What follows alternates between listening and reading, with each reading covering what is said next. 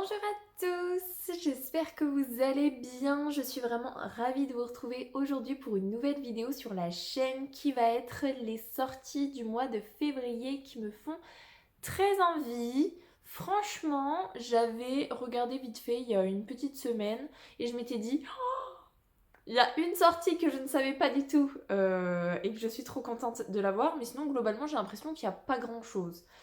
J'ai retravaillé cette vidéo hier et je peux vous dire que finalement, il y a quand même 2-3 sorties qui me font envie. Il y a tellement 2-3 sorties qui me font envie que les tomes 2 qui sortent en février, je suis allée récupérer les tomes 1 hier pour les lire dans les prochaines semaines, tellement ça me faisait envie. Donc bref, on ne perd pas de temps et on commence tout de suite. Le 1er février aux éditions Librinova sort le tome 2 d'Arilia de Pierre et de Lierre de Sophie Wagner. Donc c'est un tome 2 et là clairement je suis allée récupérer le tome 1 hier parce que ça me fait trop envie. Au niveau du résumé du tome 1, du coup, ça fait 2 ans que la princesse Fae a été enlevée par le royaume voisin. C'était une princesse qui possédait et qui maîtrisait une magie rare, sauf que depuis 2 ans d'emprisonnement, elle est complètement devenue impuissante et en plus elle est enfermée. Il y a un jeune failli qui va décider de braver les frontières de ce royaume pour venir libérer sa princesse qu'il pensait morte depuis des années. Sauf que j'imagine qu'il va y arriver et ils vont se retrouver en fait en territoire ennemi et du coup le vrai défi ça va être de réussir à partir de ce royaume et à s'enfuir tout simplement. Parce que s'enfuir de sa prison c'est une chose mais s'enfuir d'un royaume c'en est une autre.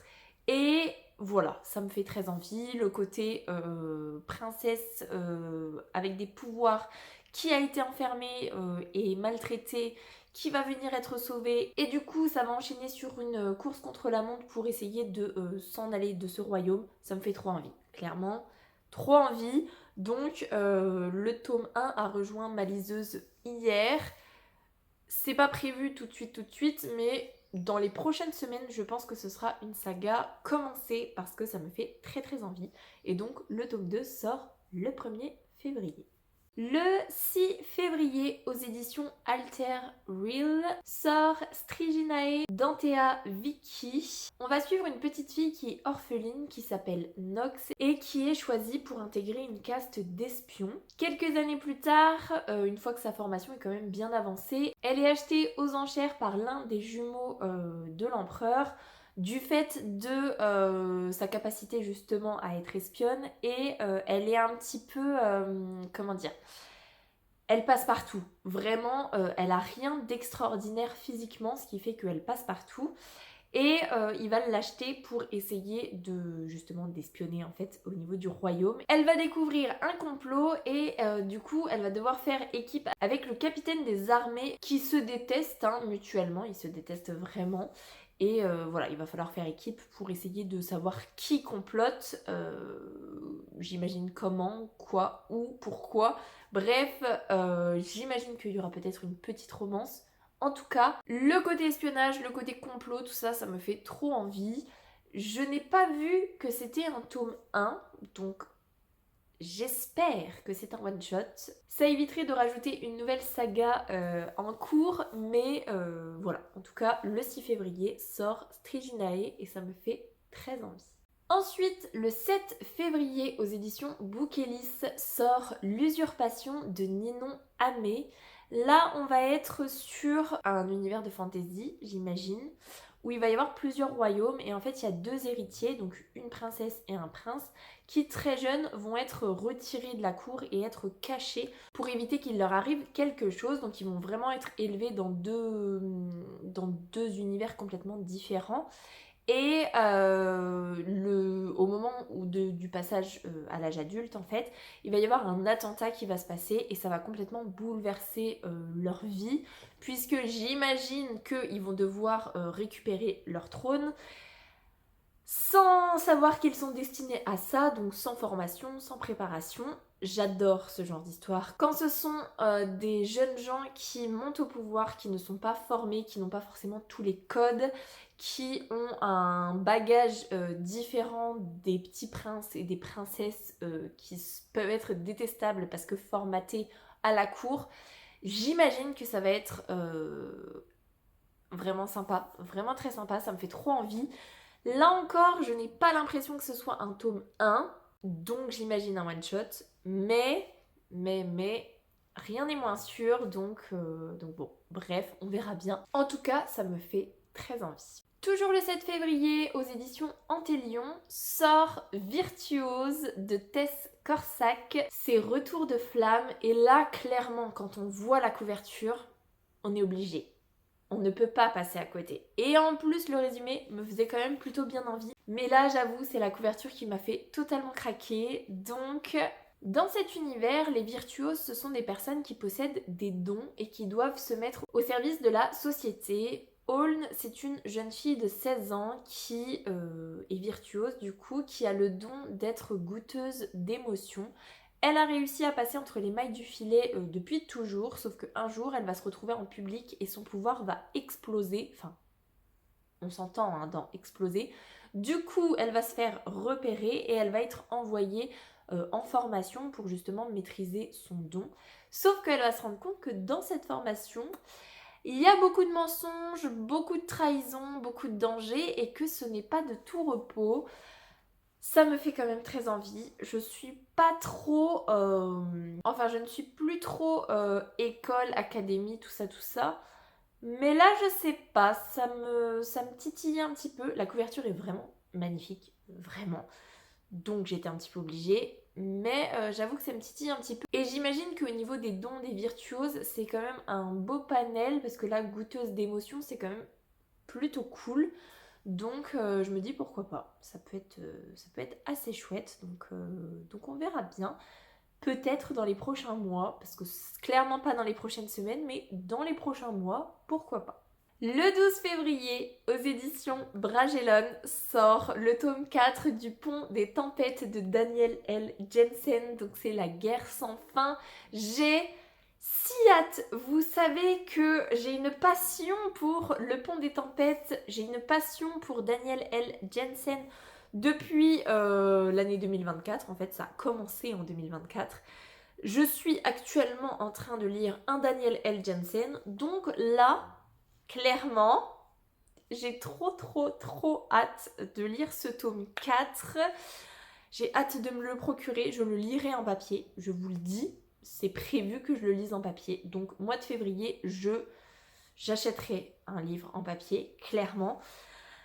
J'ai trop hâte. J'ai même pas spécialement envie de vous refaire un topo sur le résumé du tome 1, puisque je vous en parle en long, en large et en travers. Mais globalement, c'est un univers de fantasy. On va avoir dans le tome 1 Lara qui est élevée à devenir espionne et à se marier avec le prince, on va dire, enfin le roi d'Itikana, donc d'un royaume voisin, qui maîtrise le pont, justement, et le royaume qui maîtrise le pont maîtrise tout ce qui est économie, tout ça. Et donc le royaume auquel appartient Lara veut récupérer le pont.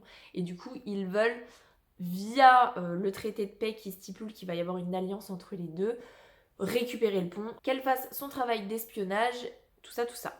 Le tome 3, c'est la réécriture du tome 2 du point de vue de Kéris, donc du point de vue du frère de Lara. Et donc le tome 4, c'est la poursuite du tome 3, qui est elle-même la réécriture du tome 2. Voilà, Daniel L. Jensen, elle aime bien faire ça. Elle aime bien repartir en arrière pour faire un autre point de vue et ensuite re-enchaîner certaines choses. Bref, en tout cas, que ce soit Lara, j'adore ce personnage, que ce soit Kéris, Zara, j'adore tous les personnages de toute façon. Et là en plus, d'après ce que j'ai compris, Kéris, du coup, qui est le personnage principal du tome 4, va demander de l'aide à sa sœur. Donc il y aura très certainement Lara qui sera présente dans ce tome 4. Et j'ai trop hâte, vraiment trop hâte. Clairement, une fois que je l'ai dans mes mains, je pense que je le lis. Je suis un petit peu obligée parce que franchement, trop hâte et j'ai pas envie d'oublier trop de choses du tome 3 avant de me lancer dans le tome 4. Donc Voilà. Et puis avec toutes les sagas que j'ai envie de commencer, il faut bien que j'avance des sagas en cours. Je ne sais pas du tout si c'est le dernier tome, j'imagine que non. Mais même si c'est pas le dernier tome, au moins j'aurai avancé une saga, donc voilà. Le 13 février, aux éditions Roncière, sort La guérisseuse de Royaume. C'est un tome 1 et c'est un prince sans cœur d'Ingrid Seymour. Là, clairement, la couverture est plutôt chouette, mais c'est surtout le nom de l'auteur. Je ne connais pas du tout cet auteur. Mais le fait de voir Seymour, ça me fait penser au conseiller et amant de la reine, de la princesse Mary dans My Lady Jane, série que j'avais adorée, qui est annulée. Du coup, c'est le drame de ma vie, le fait qu'elle soit annulée et qu'il n'y ait pas de saison 2. Bref. Voilà, je me suis fait totalement influencer en fait par le nom de l'auteur. Et finalement, c'est pas plus mal parce que ça ressemble, en tout cas ça a l'air de ressembler à une réécriture de La Belle et la Bête. Ce n'est pas noté dans le résumé, mais au vu de l'histoire, je me dis quand même ça y ressemble un petit peu. On va avoir un prince qui le jour est prince, voilà, et la nuit il se transforme en bête. C'est un univers où les humains côtoient les faées et il se trouve que une guérisseuse humaine, donc qui s'appelle Dany, va croiser la route du commandant, je crois, de ce prince-là. Et en fait, ils vont penser que Dany, elle est capable de guérir le prince de cette malédiction. Ils vont devoir monter tout en haut d'une montagne, je crois, pour justement réussir à briser cette malédiction. Et en fait, le périple qu'ils vont faire tous les deux pour gravir cette montagne va les rapprocher et voilà, en fait, tout simplement. Le côté bête la nuit et une guérisseuse qui potentiellement peut briser la malédiction, je sais pas, ça me fait quand même pas mal penser à La Belle et la Bête et on ne le redit pas, hein, mais j'adore les réécritures de La Belle et la Bête, donc bien évidemment que je tenterai le coup. On part encore sur une nouvelle saga, mais bon, que voulez-vous? Visiblement, 2025, c'est l'année des nouvelles sagas, donc il faut vraiment que je m'astreigne à faire au moins une avancée de saga, une nouvelle saga, que j'essaye d'alterner parce que sinon je vais me retrouver avec 60 sagas commencées pour 2 sagas terminées. Il faut que j'arrive vraiment à gérer les deux. Je croise les doigts. Croisez les doigts pour moi parce que franchement c'est pas gagné. Le 19 février, on va passer très vite dessus. C'est aux éditions Lost Kingdom. C'est le tome 3 des couronnes de Nyaxia que je vous avais présenté du coup pour le mois de janvier. Visiblement la sortie a été décalée au 19 février. Donc c'est L'oiseau chanteur et le cœur de pierre de Carissa Broadbent. Voilà, je vous en ai parlé le mois dernier, donc je vous refais pas le topo. Mais bon, voilà, visiblement, ça a été décalé. Je ne sais pas pourquoi, mais voilà, le 19 février, ça devrait sortir, normalement. Toujours le 19 février aux éditions Corrigan sort le tome 2 du Royaume éternel. Donc c'est La Reine d'éternité d'L.J. Andrews. Là clairement ça fait partie de ces tomes 2, de ces tomes 1 que j'ai récupéré dans ma liseuse hier parce que ça me faisait très envie. On va avoir Eric qui est appelé le roi Balafré qui a été emprisonné par son ennemi dans un royaume voisin. Ça fait des années qu'il mûrit sa vengeance, il veut s'échapper pour se venger. Surtout qu'en plus, visiblement, en plus de l'avoir emprisonné, il a tué son père. Donc voilà, hein, ça pose les bases d'une relation merdique, hein, clairement. Et la fille de son ennemi va le libérer sans faire exprès. Alors ça, je suis vraiment très intriguée sur le côté sans faire exprès. Franchement, ça m'intrigue vraiment beaucoup parce que je me dis comment l'histoire va faire en sorte que ça passe, tout simplement, parce que sans faire exprès, quand même, mais bon, bref. Et du coup, en fait, il va récupérer cette fille pour essayer de faire pression et essayer de mener à bien sa vengeance. Sauf que le chemin qu'il va entreprendre pour mener à bien cette vengeance, comme il va le passer avec cette jeune fille qui est plutôt douce, qui est altruiste, qui est vraiment top, en fait il va se retrouver tiraillé entre le fait que il a vraiment très envie de se venger de son père à elle, donc de potentiellement tuer son père, et en même temps de se rapprocher un petit peu, donc j'imagine qu'il va y avoir une romance. Ce n'est pas pour me déplaire, hein, clairement. Mais j'avoue que j'ai quand même très hâte de voir le tome 1 et surtout de voir comment elle le libère sans faire exprès. Ça, j'avoue, je suis très très curieuse. J'espère que je ne serai pas déçue. Mais en tout cas, voilà, sachez que le tome 2 sort au mois de février. Dernière sortie aux éditions Albin Michel le 26 février. C'est le dernier Stephen King. C'est plus noir que noir.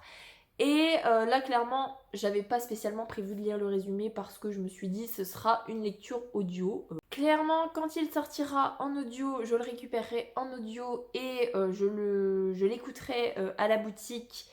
Si je suis toujours à la boutique, d'ailleurs, à ce moment-là, je ne sais pas trop, bref. Et globalement, du coup, je suis quand même allée lire le résumé pour essayer de faire correctement mon travail. Et on est sur 12 nouvelles qui explorent la face obscure de la vie. J'en sais pas plus, mais au vu du titre, au vu de l'auteur, au vu de ce petit résumé très succinct, ça a l'air d'être très dark, mais ce n'est pas pour me déplaire, donc voilà. Ce sera une prochaine lecture audio pour moi. Et voilà pour les sorties du mois de février qui me font très envie. Donc franchement, c'est un mois plutôt chargé. J'avais prévu de vous parler de 2-3 livres max et finalement, en fait, j'ai quand même pas mal envie.